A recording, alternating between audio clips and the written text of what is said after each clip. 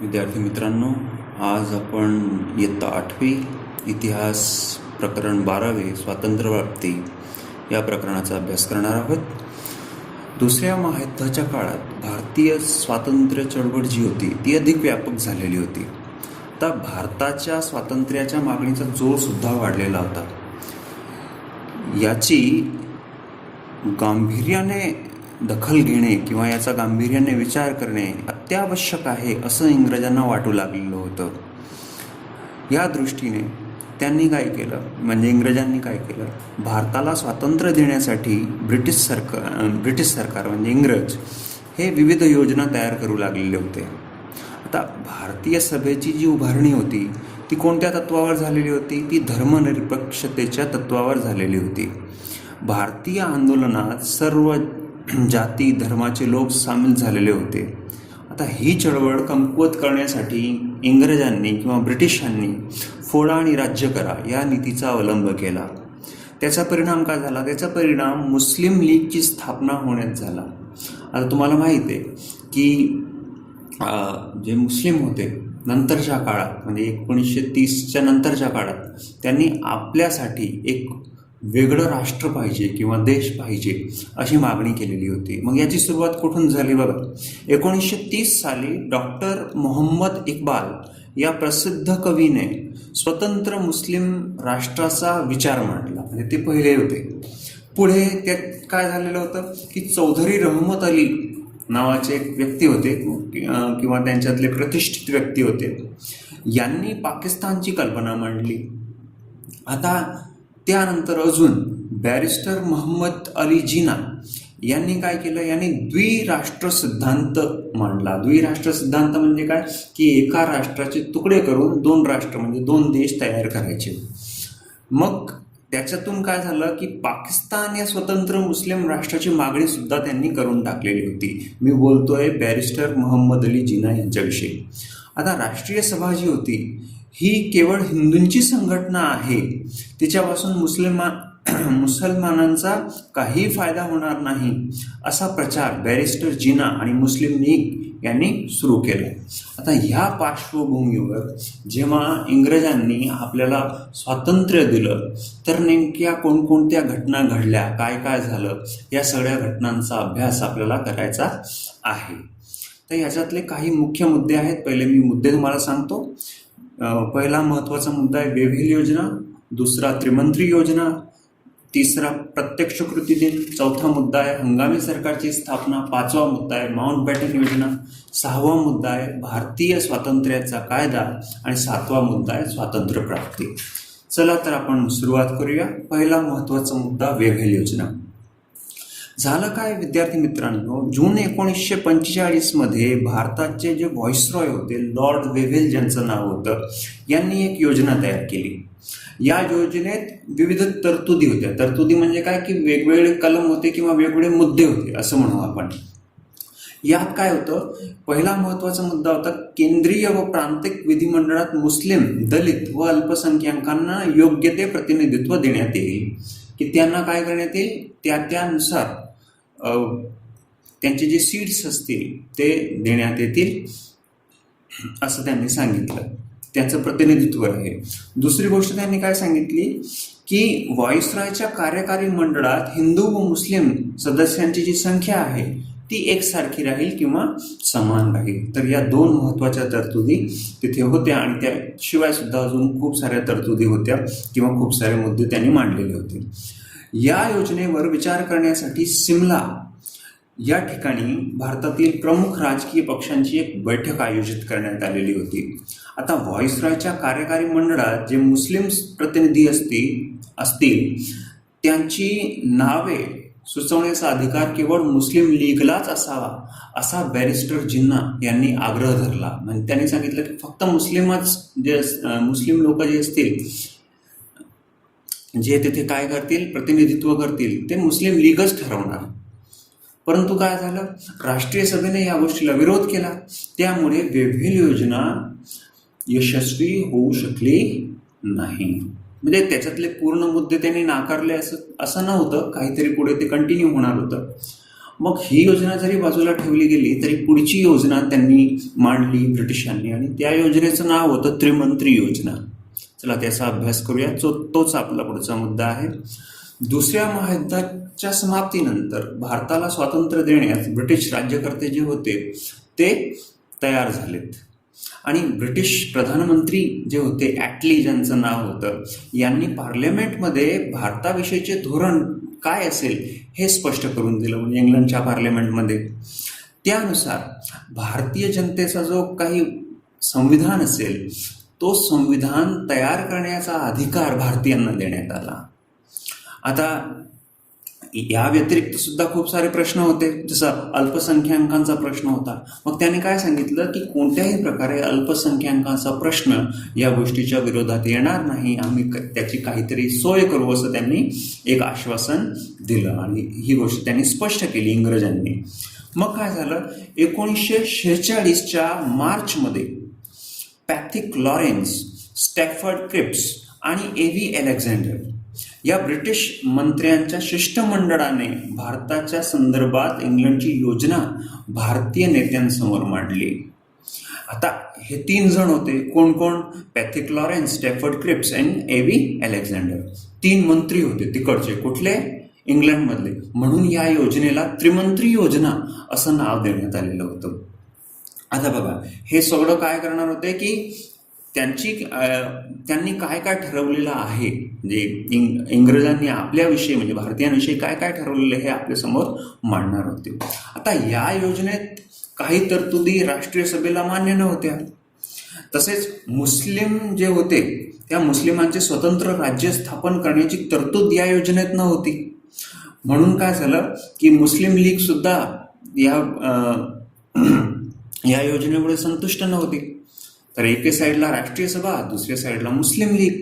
त्यामुळे त्रिमंत्री योजना पूर्णतः मान्य झाली नाही, म्हणजे अंशतः मान्य झाली असा त्याचा अर्थ होतो. ठीक आहे.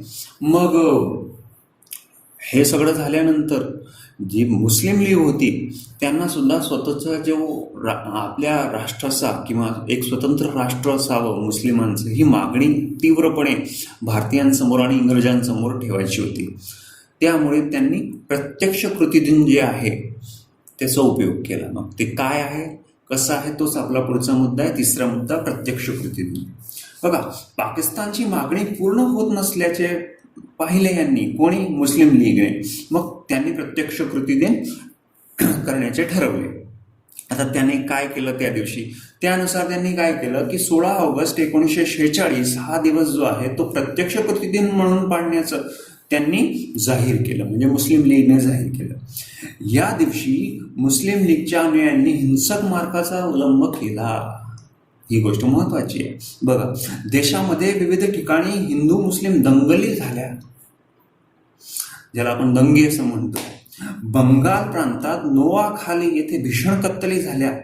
हा हिंसाचार थांबवण्यासाठी गांधीजी जे होते त्यांनी आपल्या प्राणाची पर्वा न करता ते तिथे गेलेत आणि शांतता प्रस्थापित करण्यासाठी त्यांनी खूप खूप प्रयत्न केलेत, अतिप्रयत्न केलेत असं म्हटलं तरी चालेल, किंवा आपण म्हणून की त्यांनी प्रयत्नांची पराकाष्ठा केली. तर हे सगळं सुरू होतं. हे सगळं सुरू होत असतानाच इंग्रजांनी काय केलं की आपल्याकडे एका प्रकारे हंगामी सरकारची स्थापना होणं आवश्यक होतं त्या ठिकाणी. म्हणजे पहिले हंगामी सरकारची स्थापना आणि बाकी नंतर त्या सगळ्या पुढे गोष्टी आपल्या हातात येणार होत्या. म्हणून तोच आपला पुढचा मुद्दा आहे, चौथा मुद्दा, हंगामी सरकारची स्थापना. आता देशात हिंसाचार सुरूच होता, दंगली उसळलेल्या होत्या. आता हे सुरू असतानाच व्हाईसरॉय वेव्हेल यांनी हंगामी सरकारची स्थापना केली. पंडित जवाहरलाल नेहरू हे या हंगामी सरकारचे प्रमुख होते. आता हंगामी सरकारमध्ये सामील न होण्याचा निर्णय सुरुवातीला कोणी घेतला? मुस्लिम लीगने, की आम्ही सामील होणार नाही, की ही जी सरकार आहे ती कोणाची आहे? राष्ट्रीय सभेची आहे, वगैरे वगैरे अशी कारणे दिली त्यांनी.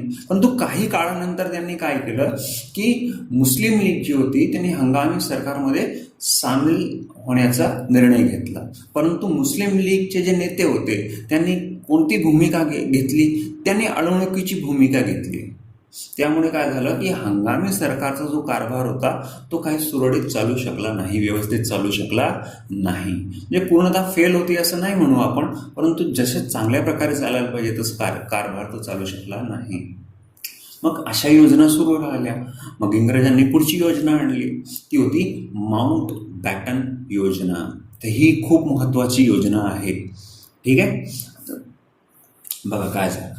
माउंट बॅटन योजनेविषयी बोलतोय. आता इंग्लंडचे जे पंतप्रधान होते ॲटली यांनी काय केलं की जून 1948च्या पूर्वी इंग्लंड भारतावरील आपली सत्ता सोडून देईल अशी घोषणा करून टाकली. आता भारतातील सत्तांतराच्या पार्श्वभूमीवर लॉर्ड माउंटबॅटन जे होते यांची भारताचे व्हॉइसरॉय म्हणून नियुक्ती केली गेली. आता हे शेवटचे व्हॉइसरॉय आपल्या भारताचे, ही गोष्ट लक्षात घ्या. आता लॉर्ड माउंटबॅटन जे होते यांनी काय केलं, यांनी भारतातील प्रमुख नेत्यांबरोबर विचारविनिमय केलं, एक मीटिंग अरेंज केली आणि त्यानंतर भारत व पाकिस्तान या 2 स्वतंत्र राष्ट्रांची निर्मिती करण्याची योजना त्यांनी तयार केली. राष्ट्रीय सभा जी होती या राष्ट्रीय सभेचा फाडणीस विरोध होता. लक्षात घ्या की राष्ट्रीय सभेला भारत आणि पाकिस्तान अशी फाळणी व्हावी असं मान्य नव्हतं. देशाचं ऐक्य हा राष्ट्रीय सभेच्या भूमिकेचा मूळ आधार होता. ही गोष्ट सुद्धा तेवढीच महत्त्वाची, कारण की राष्ट्रीय सभेत सगळ्या धर्माचे जातीचे लोक होते त्यामुळे. परंतु मुस्लिम लीगने काय केलं, मुस्लिम लीगने पाकिस्तानच्या निर्मितीचा एक अट्टहास धरला. त्यामुळे फाळणीशिवाय दुसरा पर्यायच उरला नाही. मग नाईलाजाने शेवटी राष्ट्रीय सभेने अत्यंत नाईलाजाने काय केलं, फाळणीचे जो निर्णय होता त्याला मान्यता दिली. तर हे सगळं तर झालं. मग काही कायदा तरी करावा लागेल भारतीय स्वातंत्र्याचा. तोच आपला पुढचा मुद्दा आहे, 6वा मुद्दा, भारतीय स्वातंत्र्याचा कायदा.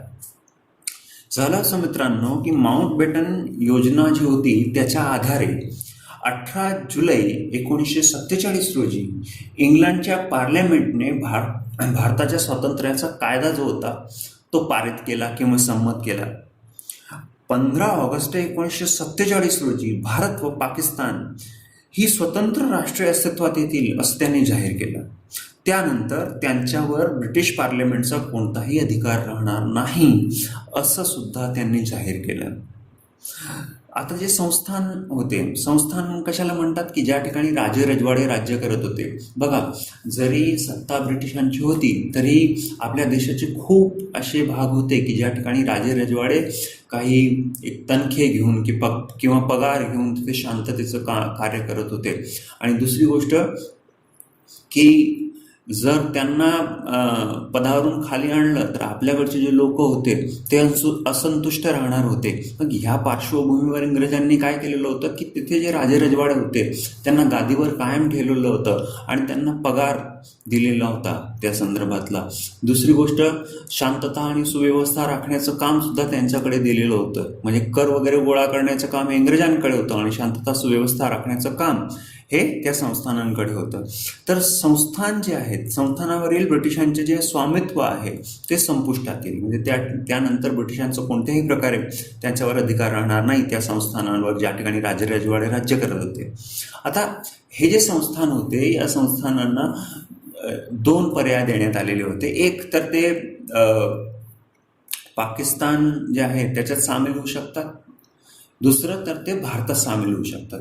अजून एक पर्याय होता जो त्यांच्यावर होता, तसंच कोणी संस्थान करणार नव्हतं, नाम मात्र होता. तो होता की ते स्वतंत्र राहू शकतात. म्हणजे त्यांच्यापुढे खरे पाहता तर 2च पर्याय होते. ही गोष्ट लक्षात घ्या. जरी इंग्रजांनी 3 दिलेले होते की भारत, पाकिस्तान आणि स्वतंत्रता, परंतु 2च पर्याय होते. ही गोष्ट लक्षात घ्या. मग तो दिवस सुद्धा येऊन गेला. कोणता? स्वातंत्र्य प्राप्तीचा. तोच आपला शेवटचा मुद्दा आहे, स्वातंत्र्य प्राप्ती. भारतीय स्वातंत्र्याच्या कायद्यानुसार 15 ऑगस्ट 1947 रोजी भारताला स्वातंत्र्य देण्यात आले. 14 ऑगस्ट 1947 मध्यरात्री दिल्ली येथे संसद भवनाच्या सभागृहात संविधान सभा जी आहे या संविधान सभेची एक बैठक झाली किंवा सुरू होती. आता मध्यरात्री 12चे ठोके पडले आणि भारताचे जे पारतंत्र्य आहे ते संपले. म्हणजे स्वातंत्र्य भारताला सुरुवात झाली त्या कालावधीपासून. ब्रिटिशांचा जो युनियन जॅक हा जो त्यांचा झेंडा होता तो खाली उतरवण्यात आला आणि त्याच्या जागी भारताचा तिरंगी ध्वज फडकवण्यात आला. 150 वर्षांच्या गुलामगिरीतून भारत स्वतंत्र झाला. आता जरी हे सगळं असेल, स्वातंत्र्यप्राप्तीचा जो आनंद होता तो तर होताच, परंतु हा काय शांततेचा काळ नव्हता. तो शांततापूर्ण नव्हता. देशाची फाळणी झाली. त्यावेळी काय झालेलं होतं, भयानक हिंसाचार झालेला होता. हिंदू आणि मुस्लिम यांच्या दंगली उसळलेल्या होत्या आणि भारतीय जनता खरं म्हटलं तर तेव्हा एक दुःखी होती. खूप सारे लोक आनंदित सुद्धा होते, परंतु भारतीय जनता दुःखी होती. स्वातंत्र्य सोहळ्यात सहभागी न होता गांधीजी जे होते ते बंगालमध्ये गेले. त्यांनी आटोकाट प्रयत्न केलेत आणि आटोकाट प्रयत्न करून हिंदू आणि मुस्लिम यांच्यामध्ये ऐक्य घडवून आणण्याचा प्रयत्न केला.